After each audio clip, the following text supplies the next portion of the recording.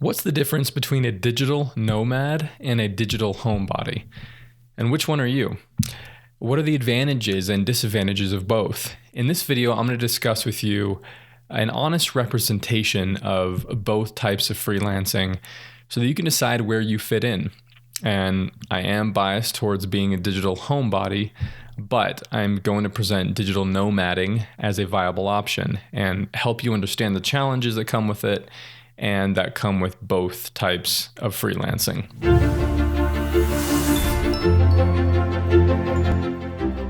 What is a digital nomad? Well, if this is you, then you're always on the move. And I mean, always on the move. You're not a digital nomad if you like traveling a couple times a year.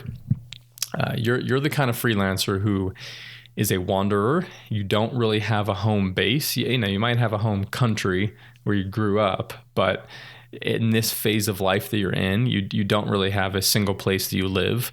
Your hometown is your laptop. It's your cell phone. You work remotely, not from home.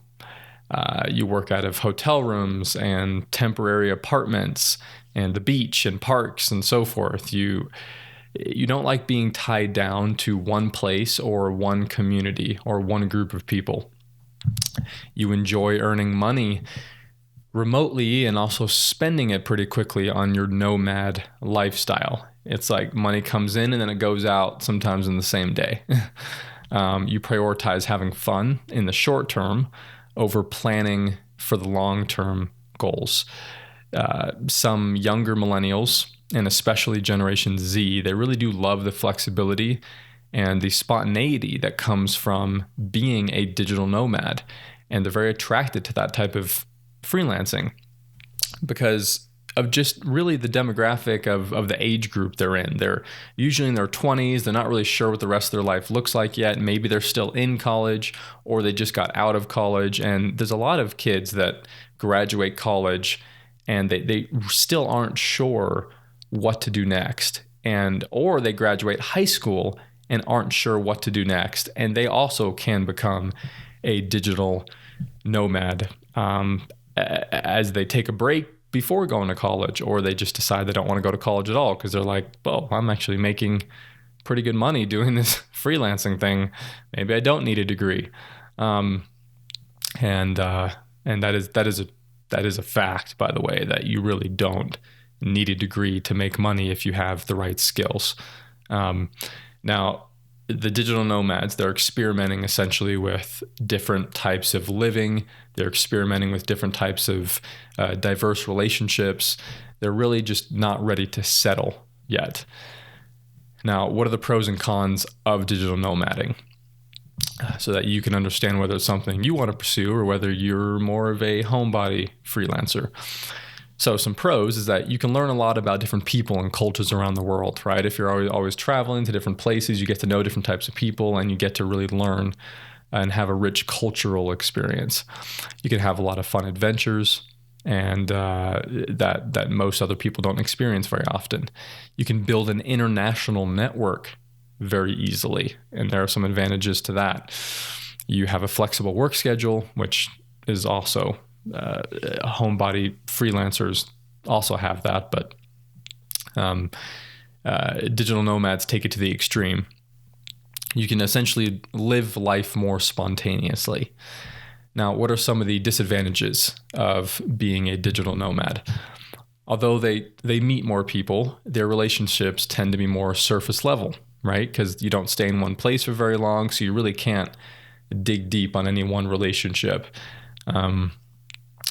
Also, it's a challenge to coordinate meetings and calls with clients because of the time zone difference and because your time zone is shifting often as well. So if you have a long-term client, it can be difficult for that long-term client to follow you around as you keep shifting to different places.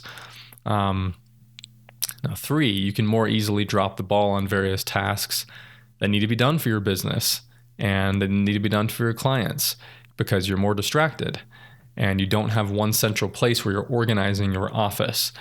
Again, I'm not saying that every digital nomad is like this, but you're more susceptible to be like this, to have these issues as a digital nomad. You can have a hard time convincing higher end business clients to take you seriously. That's a big one. As it's harder to convince them that you're a serious business owner because they see you as more unpredictable. They see you as less focused. Even though there are plenty of digital nomads that are very organized and focused, it's harder to convince clients of that because most of your clients are business owners and businesses that have a very regular lifestyle, that live in one place, that aren't traveling around. They live in a house in a neighborhood with their families, and so they have a harder time understanding where you're coming from and the kind of lifestyle you have. And so it is more difficult to help them see that you're reliable. Even if you are reliable, you're going to have to go the extra mile to convince them of that. And they're just assuming that you're going to be young and that you're going to be inexperienced, even if you are very skilled at what you do. Now, when I hire freelancers for my business, I do avoid hiring digital nomads because of the difficulty that comes with working with somebody that keeps moving around, and it's hard to coordinate times to connect. Communication can be iffy. So I do avoid that, even though I know that there are some very skilled ones out there. Now, also, it's more difficult to get paid unless you process everything online and you have the right technology to deal with being in different countries and different locations. Also, your internet. This is a really big one. Your internet can be more unreliable as you move around, which can cause bottlenecks in the online work that you're doing for clients. That, you go to one hotel or one place and the internet service just isn't as great, and it's going to fluctuate depending on the country or the place that you're in. Or if you're just going around the United States, it can still fluctuate. As you can see, in my opinion, there are more cons than pros when it comes to being a digital nomad. But it doesn't mean that version of freelancing should be totally avoided. I'm not saying that it's such a bad thing. You just don't even go there. I think it is right for some people, but I do believe that it is just a phase for them. Digital nomading is always just a phase. You can only be a nomad for so long before converting into a digital homebody, because it's at the core of who we are as humans to settle and to take root in one place at some point and to build a more stable life, to really build prosperity. You have to kind of root yourself somewhere. Now, being a homebody doesn't mean that you never travel or that you never adventure. It doesn't mean that you're a recluse. It doesn't have to mean that at all. It just means that you have one primary house that you build your life from and that you're at most of the time. Most people thrive when they can stay in one place for at least a couple years. And when you're in your 20s and you're wanting to explore the world and figure out your direction in life, then yeah, being a digital nomad can be one way to do that. You can work and earn money while you travel. It's a cool thing. But it gets to the point where many of them realize that they want more than just spontaneous fun. They want more than just constantly meeting new people. They want to actually get to know some of the people they do know better. And they start to crave those deeper relationships. Overall, they get to a point where they want some more long-term meaning in their life. It's really is more of a phase than a lifetime calling. You rarely see somebody in their 40s being a digital nomad, because it starts to lose purpose after a while. Kids in their 20s sometimes need to go on this taste testing frenzy, and they need to travel the world and experience a lot of different people and on that surface level. And that's okay. And it's really is for people that they're coming out of college or they're coming out of high school and they just don't know what to do next. They're unsure about their purpose. They're unsure about their life goals. That's what digital nomading is for, is those people. And it's okay if they have to go through that phase. Now, what is a digital homebody? Let's dive deeper into that. They're essentially freelancers who like having a home base. They thrive off of working from home instead of a hotel room. They prefer to stay at home most of the year, and they're not continuously traveling around. They root themselves in a community, and they build fewer but stronger relationships. And they tend to be more family-oriented. Most parents who are self-employed are digital homebodies. There are freelancers who are single with no kids that are also homebodies too, but freelancing parents tend to be the majority of the homebody freelancer community. They tend to be people that at some point they do want to get married and they want to have kids and they want to build a family, or they want to just get married and not have kids. But either way, they want to settle to some point. I know that there are some families that are more related to the digital nomad type of side of things, where maybe they're a married couple with no kids, or they're a married couple with kids and they are constantly traveling and they don't have a home base, and it's part of their career and it's part of their life purpose and what they're involved in. Maybe it's various humanitarian work or just a different type of career that involves constantly traveling around.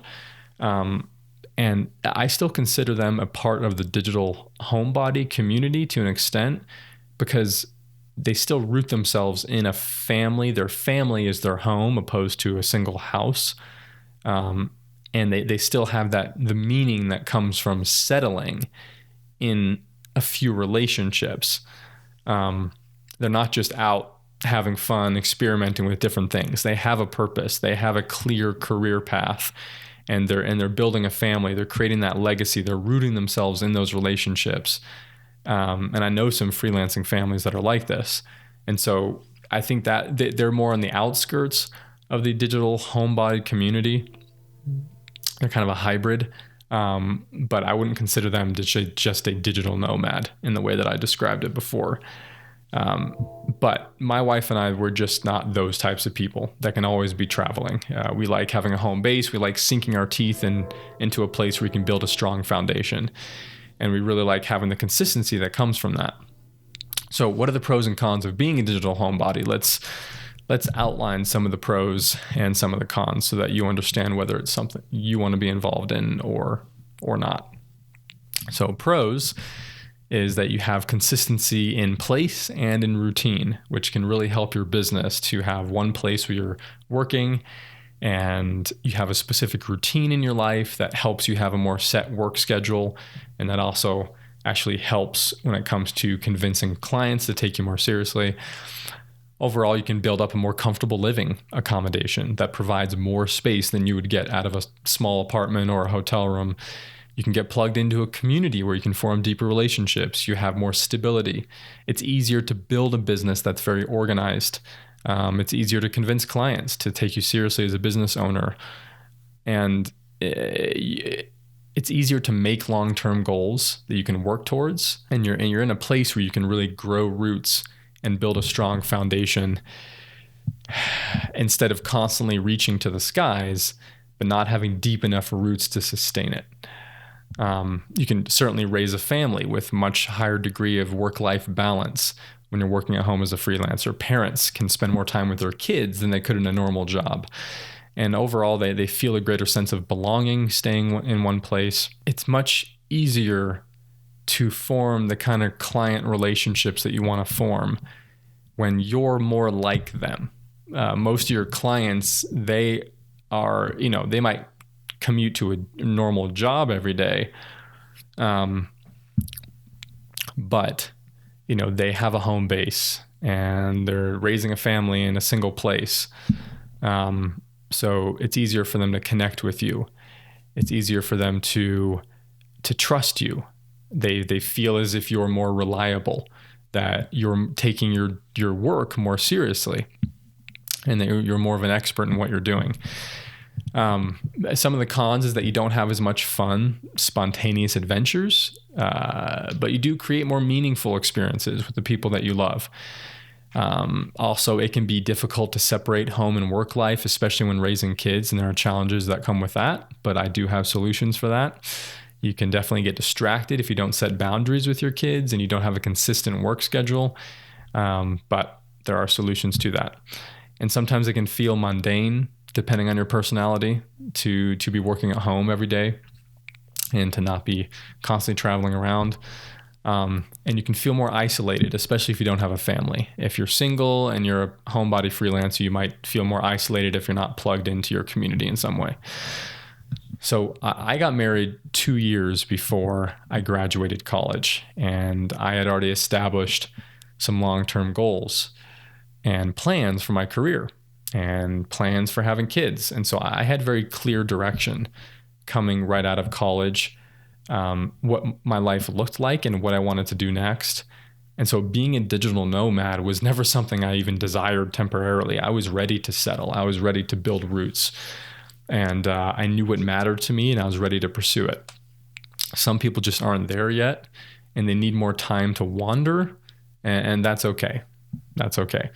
In summary, digital nomads, they're in a phase of life that if they stay stuck there too long, it's really going to delay true success in life, because true success goes way beyond just earning money and having fun.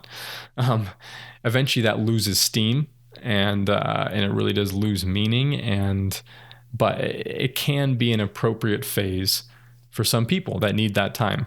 So I'm not dismissing digital nomads, and I do think that they do contribute to the economy and they have high level of skills in what they do, but I do think that it's just a phase.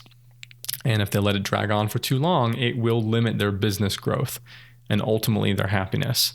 I've often had an easier time winning contracts with clients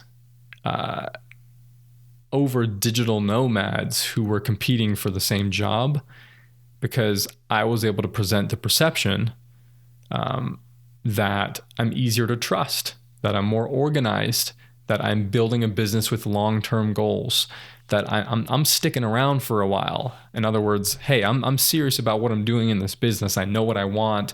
I know what my purpose is. So I am rooting myself in this type of business, and I'm going to be building it in the long term. I'm not going anywhere anytime soon, so I can be an easier long-term investment for a client. Whereas what they do is they assume that a digital nomad is experimenting with different types of work in the same way they're experimenting with different types of lifestyles, and that they could change their mind with the wind.